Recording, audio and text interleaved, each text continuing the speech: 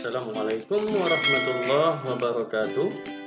Hari ini kita belajar kelas 6 tema 4 globalisasi, subtema 1 globalisasi di sekitarku, pembelajaran 1. Kita berada di era globalisasi. Dapatkah kamu menyebutkan dan menjelaskan fakta tentang globalisasi yang ada di sekitarmu? Perhatikan peta dunia berikut ini. Berdasarkan peta tersebut, tulislah nama produk dan asal negaranya berikut ini. Bapak akan coba membantu untuk menjawabnya. Yang pertama, nama produknya adalah batik. Negara asalnya Indonesia. Yang kedua, boneka. Negara asalnya Tiongkok. Yang ketiga, mobil. Negara asalnya Jepang. Untuk lebih lengkap, perhatikan gambar berikut ini.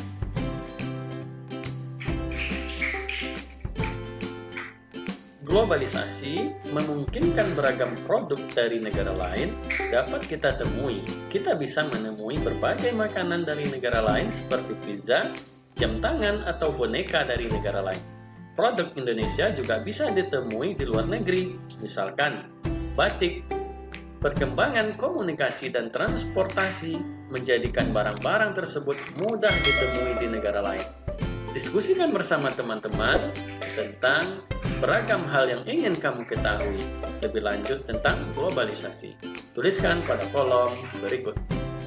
Bapak akan coba menjawabnya ya. Apa globalisasi itu? Bagaimana dampak positif globalisasi? Bagaimana dampak negatif globalisasi? Pada era globalisasi ini, Indonesia juga melakukan kerjasama dengan negara lain, termasuk dengan negara-negara ASEAN.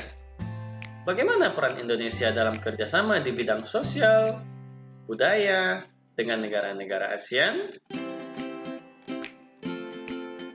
Silakan anak-anak Bapak semua membaca teks Menlu Hillary Clinton promosikan angklung ke dunia.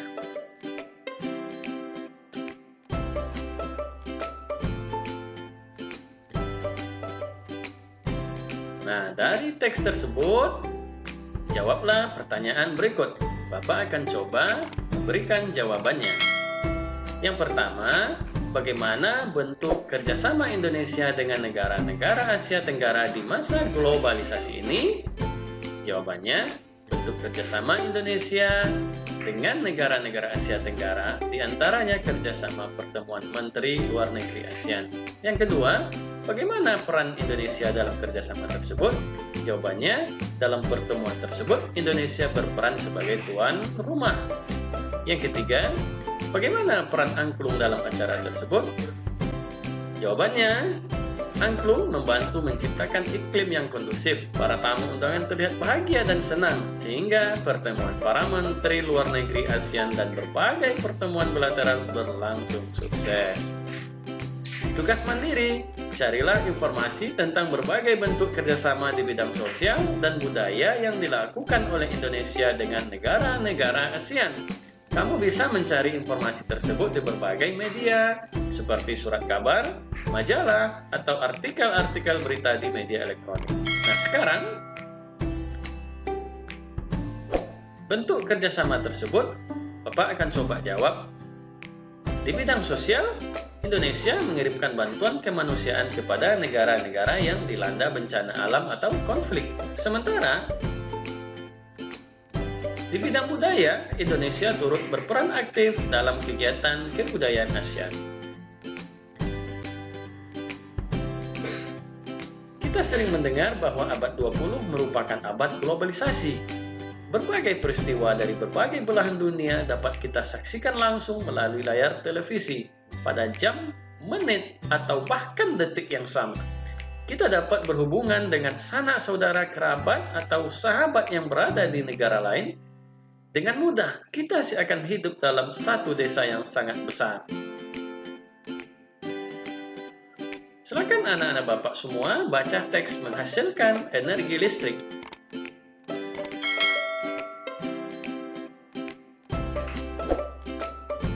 Dari teks tersebut, Bapak harapkan anak-anak Bapak semua dapat menuliskan informasi penting dalam setiap paragraf pada diagram berikut.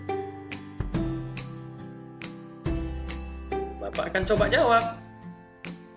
Nah, jawabannya juga bisa anak-anak Bapak tambahkan. Kamu telah memahami tentang proses menghasilkan energi listrik dengan komponen-komponen utama pada pembangkit tersebut. Amati gambar pembangkit tenaga listrik mikrohidro berikut. Cermati kembali proses menghasilkan energi listrik pada teks sebelumnya. Tuliskan proses dihasilkannya energi listrik oleh pembangkit listrik mikrohidro. Kamu dapat menambahkan gambar pada tulisanmu.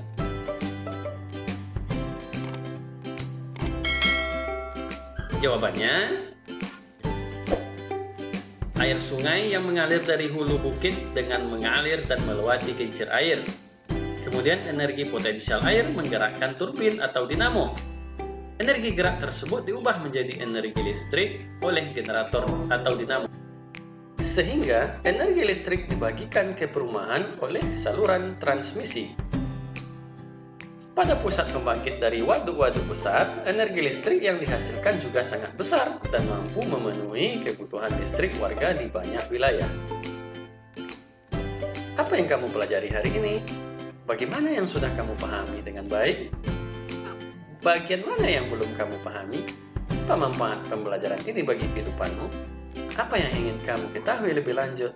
Pelajaran berharga apa yang dapat kamu terapkan dalam kehidupan sehari-hari?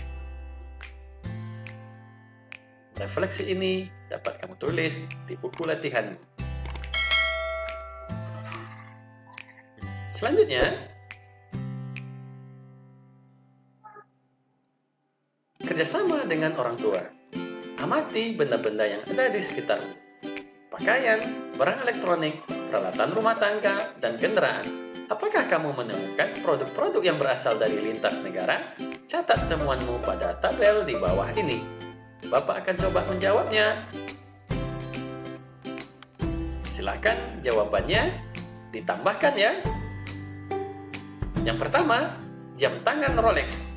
Negara asalnya adalah Swiss. Penggunaan dalam kehidupan sehari-hari, penunjuk waktu. Pengaruh produk tersebut terhadap kehidupan suatu negara, masyarakat lebih disiplin, lebih tepat waktu. Silakan dibaca ya. Terima kasih dan semoga bermanfaat. Salam semangat. Wabillahi taufiq wal hidayah. Wassalamualaikum warahmatullahi wabarakatuh.